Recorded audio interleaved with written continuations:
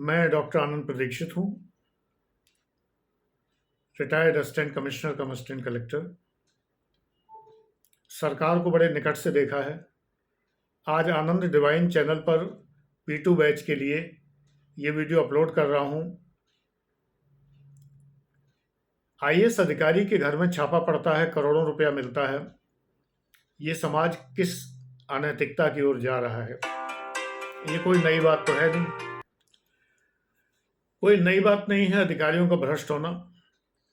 मैं बिक्री के विभाग में रहा हूँ, भ्रष्टाचार बड़े नज़दीक से देखा है और उसी से जैसे तैसे मैं कोप करता रहा, अपने को बचाता रहा। और जब नहीं बचा पाया तो 15 साल रिटायरमेंट के रह गए थे, तभी विभाग छोड़ के IAS PCS को पढ़ाना शुरू कर दिया। 22 साल हो गए पढ़ाते हुए, तो बहुत नज़दीक से जानता हूँ। बहुत सारे मामलों में छापे पड़ने के बाद भी किसी अधिकारी का कुछ नहीं बिगड़ता है, ये भी बात है। चलो, इसके पहले मैं एक बात बता दूं, सिवाग ऐप डाउनलोड कर लीजिए, SIVAG डाउनलोड करके रजिस्टर कर लीजिए। उसके फ्री सेक्शन में आपको P1 P2 बैच की वीडियोस मिला करेंगे। एक जगह इकट्ठे वीडियोस मिल जाएंगे। धीरे धीरे मैं अपलोड कर रहा हूं, तो P1 बैच के भी P2 बैच के भी वीडियोस आपको मिलेंगे।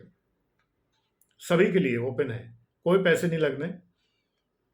ऐप डाउनलोड करिए, लिंक आपको मिल जाएगा वीडियो के डिस्क्रिप्शन में। एंड्रॉयड अगर फ़ोन है तो एंड्रॉयड का लिंक डालिए, और एप्पल का आईफोन है, आईपैड है तो iOS का लिंक डालिए, ओपन होगा। उसके बाद ORG कोड मांगेगा तो सिवाग डालिए, SIVAG, ऐप ओपन हो जाएगा। इसके स्टडी मटेरियल सेक्शन में जाइए, फिर वीडियो सेक्शन ओपन करिए, फोल्डर्स दिखेंगे आपको। अभी भी बहुत से फोल्डर मैंने बना दिए हैं, वो दिखेंगे।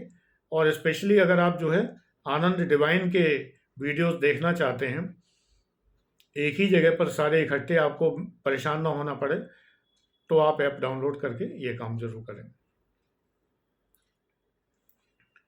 इसमें कोई पेड क्लास नहीं है, फिलहाल सब फ्री है।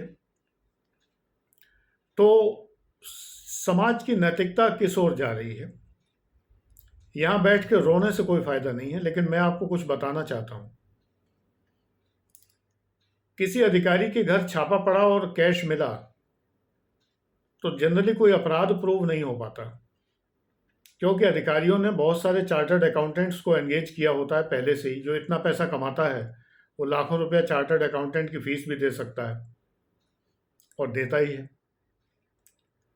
वो उस पैसे को ठिकाने लगाने में सहायक होते हैं।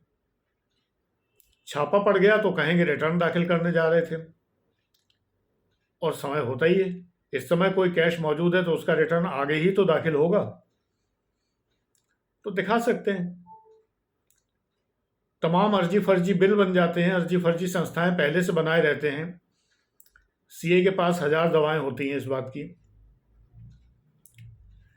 और वो अल्टीमेटली मामला दब जाता है। हम भी भूल जाते हैं, आप भी भूल जाते हैं, न्यूज़ चैनल वालों को भी 1000 काम हैं। आजकल तो हनुमान चालीसा बहुत बड़ा काम है, जगह जगह हो रहा है, जय हनुमान ज्ञान गुण सागर। तो इतना बड़ा काम जहाँ है, तो एक IAS अधिकारी को कौन ध्यान देता है जिसके यहाँ करोड़ों मिले? 2-4 दिन की न्यूज़ होती है, इसके बाद आप भी भूल जाएंगे, हम भी भूल जाएंगे। वो धीरे से रिटर्न दाखिल करके, टैक्स वैक्स जमा करके, जुर्माने उर्माने जमा करके मुक्त हो जाएंगे, जहाँ तक संभावना है। फंसने वाले फंस भी जाते हैं, जेल भी जाते हैं, लंबे घोटालों में पकड़े जाते हैं। देखिए, कैश मिलना इनकम टैक्स का मसला है, लेकिन घोटाले में फंसना एक अलग मसला है। वहां जेल जाने की नौबत आ जाती है सीधे। इनकम टैक्स के मसले में भी जेल जा सकते हैं अगर साबित न कर पाएं कि कहां से आया। लेकिन जब चार्टर्ड अकाउंटेंट इन्वॉल्व होते हैं तो ये भी साबित हो जाता है कि कहां से आया। बहुत सारी उनकी रजिस्टर्ड फर्में होती हैं, बहुत सारे ट्रस्ट होते हैं, उनमें ट्रांजैक्शन दिखा देते हैं, जिसको एंट्री लेना कहते हैं। तो एंट्री ले ली जाती है, तमाम एंट्रियां दिखा दी जाती हैं। अगर किसी को पहले से शक हो कि मेरे ऊपर छापा पड़ सकता है, तो वो पहले से तैयार होता है, तो उसके खिलाफ कुछ नहीं हो सकता। ये सब बातें हैं। तो नॉर्मली इन बातों के चलते लोगों का कुछ बिगड़ता नहीं है। आप लोगों की जिज्ञासा होगी, बड़े खुश हो रहे होंगे कुछ लोग कि करोड़ों रुपया मिला है, अब तो जेल जाएंगी जाएंगी। अब पता चलेगा, हो सकता है कुछ भी पता न चले, सिवाय इसके कि कुछ करोड़ रुपए टैक्स के चले जाएं, जुर्माने के चले जाएं, और कुछ ना बिगड़े। पोस्ट भी ज्यों की त्यों बनी रहे, हो सकता है उससे भी बेहतर पोस्ट मिल जाए। पोस्ट भी आजकल पैसा दे के मिलती है। जब पैसा इतना है तो क्या नहीं हो सकता, क्योंकि यहां अभी घोटाला कोई साबित नहीं हुआ है। जब घोटाला कोई साबित होता है तब फंसते हैं लोग। ज्यादा से ज्यादा गवर्नमेंट सर्वेंट कंडक्ट रूल्स में फंसेंगे। लेकिन एक मजे की बात यह है, ऐसे में तमाम अधिकारी अपने नजदीकी रिश्तेदारों के नाम पर व्यापार करते हैं, और यही बात उन्हें ले डूबती है।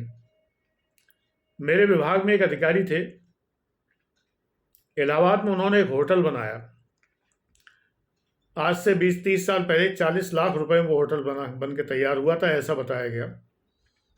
और अपने साले के नाम पे बनाया था, जिससे फंस न जाए। जांच हुई, बेदाग बच गए, क्योंकि साले के नाम पे होटल था। लेकिन बाद में जब जांच हो चुकी, सब कुछ हो गया, बेदाग बच गए, बड़े खुश होकर साले साहब के घर पहुंचे मिठाई लेके कि भाई। तो साले साहब ने कहा कि हाँ, उसकी चाबियां भी लेने, कागज वागज लेने पहुंचे। उन्होंने कहा कौन सा होटल, कैसा होटल, वो तो हमारा है, ये रहे कागज। और साले साहब ने पूर्णतया कब्जा कर लिया। 40 लाख का मसला उस जमाने में कौन छोड़ने वाला था। हो गया मामला।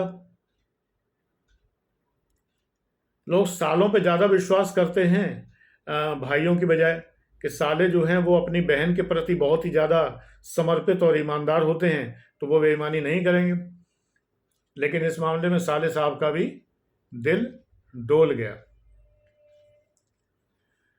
ऐसे में बहुत बार होता है। एक और अधिकारी थे जो इस समय वृद्धावस्था के जीवन काट रहे हैं। एक कुटिया जैसी मकान में रहते हैं, छोटे से में। बहुत बड़ी कोठी बनवाई थी, अपने फुफेरे भाई के नाम पे बनवाई थी। उनकी भी जांच वांच हुई, पकड़े गए, सब कुछ हुआ, लेकिन छूट गए। और बाद में फुफेरे भाई ने कब्जा कर लिया कोठी पे, उनको भगा दिया, निकाल बाहर किया, डंडे मार के भगाया, लाठियां मारी उनको, निकाल दिया। नौकर चाकर बुला के, वही नौकर जो कभी उनके गुलाम हुआ करते थे, उन नौकरों ने उन पर लाठियां भांजी, घर से निकाल दिया। उसके अलावा उनके पास कुछ नहीं था। एक पुश्तैनी मकान था जिसमें एक कमरा बना हुआ था, बस उसी एक कमरे के मकान में कहीं पर रह रहे हैं। एक अधिकारी की फैक्ट्री थी, गोदाम थे और फार्म हाउस थे देहरादून में, सब पर कब्जा कर लिया भाई भतीजों ने। क्योंकि अपने नाम ले ही नहीं सकते, अपनी पत्नी के नाम नहीं ले सकते, पत्नी पति के नाम पे नहीं ले सकती अगर वो आईएएस ऑफिसर है, बच्चों के नाम नहीं ले सकते। तो मजबूरी में फिर ये होता है कि जो दूर के रिश्तेदार हैं वही काम आते हैं, उन्हीं के नाम। मेरी समझ में नहीं आता इतना पैसा कमाने की आवश्यकता क्या है, जिस पैसे का आप उपभोग ना कर सकें, लेकिन वो भोग करते हैं। एक अधिकारी थे, उनके पास निजी हेलीकॉप्टर था। एक के पास जो है वो बहुत बड़ी मोटर बोट थी, फरारी कार पर चलते थे, वो भोग कर रहे थे। और मजे की बात है, आज तक पकड़े भी नहीं गए। रिटायर हो गए हैं, पकड़े भी नहीं गए। राजनीतिज्ञों का वरद हस्त प्राप्त था उन्हें, पकड़े भी नहीं गए। किससे मशहूर है डिपार्टमेंट में, मुझसे ज्यादा कौन जानेगा। पकड़े तो जाते हैं एक दो, और भ्रष्ट होते हैं लाखों। ये किस्सा है सारा। तो आप लोग जो बहुत खुश हो रहे हैं कि पकड़ी गई हैं, और पता नहीं इनका अब क्या होगा, और ये देखो अब पकड़ी गई है, अब वो आया ऊंट पहाड़ के नीचे, तो बेटा ऊंट ऊंट ही होता है। कई बार पहाड़ के नीचे से सुरंग में से होकर निकल जाता है। हमारे यहाँ एक कहावत मशहूर है सरकार में, हाथी निकल जाता है, पूंछ रह जाती है। कुछ लोग इस पूंछ पे फंस जाते हैं, बड़ी बड़ी बातें निकल जाती हैं। तो बस यही बताना था आप लोगों को, ज़्यादा खुश मत होइए। कोई ज़रूरी नहीं कि वो उनको दंड ही मिले। हो सकता है जिन आईएएस अधिकारी के लिए आप बड़े खुश हो रहे हैं कि इतने लाख, इतने करोड़, हम तो लाख तक ही सोच पाते हैं, इतने करोड़ की नकदी मिली, अब पता चलेगा बच्चों को। हो सकता है उन्हें कुछ भी पता न चले, सब मामला ले दे के रफा हो जाए, रफा दफा हो जाए, कोई बड़ी बात नहीं। ठीक है, तो आज का वीडियो बस इतना ही बताना था। Thank you.